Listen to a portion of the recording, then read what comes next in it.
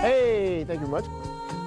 Yeah, it's that time on Good Day Alabama where we ask the question, where is the love? And this is where we talk about dating and relationships, and we get answers to your questions from a licensed therapist. Joining us this morning, Dr. Misty Smith. Good to see you this morning. Thank you, Mike. All right, now, we'd like to remind you that you can send in your dating and relationship questions if you want to via private message on our Good Day Facebook page. Your name will remain anonymous for TV purposes. Now, we've also edited some of these questions we've got in for TV purposes. Let's deal with question number one. Okay. It says, my husband and I seem to just be going through the motions in our marriage.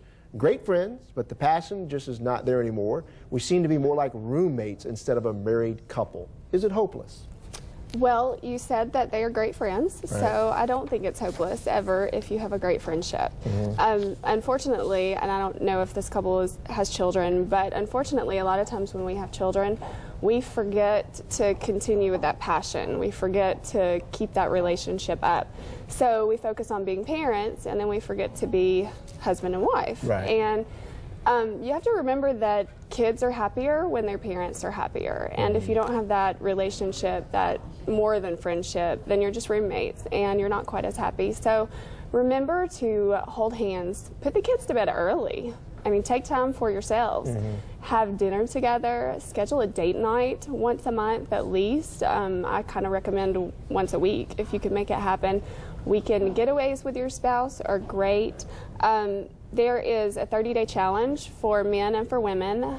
AllProDads.com has the one for men, and iMom.com has the one for women. Okay. And I recommend that to tons of my couples who come in and they have lost that passion and they're just kind of feeling like they're in a rut. So those are two great things that you can do. And maybe when you're out to dinner too, have conversations other than about what's going on with the kids and whatever. You know what I mean? Right. Right. Have conversations about your dreams and your goals and your vacations and what you want to do. Your kids won't always be in the house. Right. Your kids will go away eventually, and then what? All right. The next question. This one's very serious. I was sexually abused when I was young. The scars from that didn't really resurface until I got married, and early in our marriage I had trouble being intimate with my husband, and I think he became insecure thinking he was the problem. Now, I have since gone through therapy and now enjoy being with my husband, but he still seems to be affected by my cold reaction years ago. So how do I reassure him that we can, so that we can enjoy each other more? Well, I think you have to remember that you didn't get to this point yourself overnight. It took time, it took therapy, it probably took years. Right. And you have to understand that what he went through wasn't overnight, it took years. And so now you have to be patient, you have to be persistent, touch him, hug him, kiss him, reassure him that you're here now, you're there with him.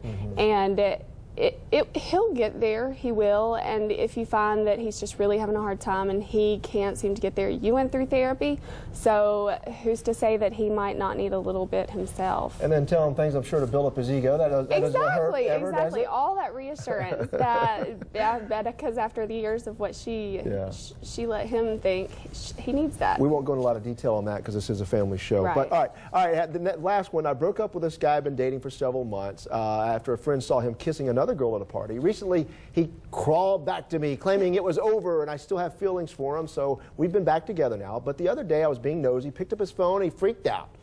He always has an excuse for not seeing me so often, so I don't know if I should confront him or give him an ultimatum. Okay, well, I don't necessarily think that she should do either. Okay. The dating process is usually to determine if you're a good match for marriage, for parenting children together.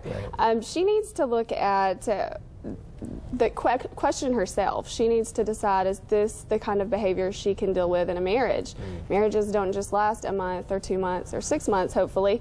You're talking 20, 30, 40, 50 years. Right. So just because you have a good chemistry, just because she has feelings for him, doesn't mean that they're going to be a good match. Right. So I think she needs to look at him and the behaviors that he's doing and determine if she can live with that. And then when there's ever been any kind of cheating or affair, I always recommend that people are completely open. So if he's really skeptical about letting her or defensive about letting her have his phone, then I would consider that as a red flag.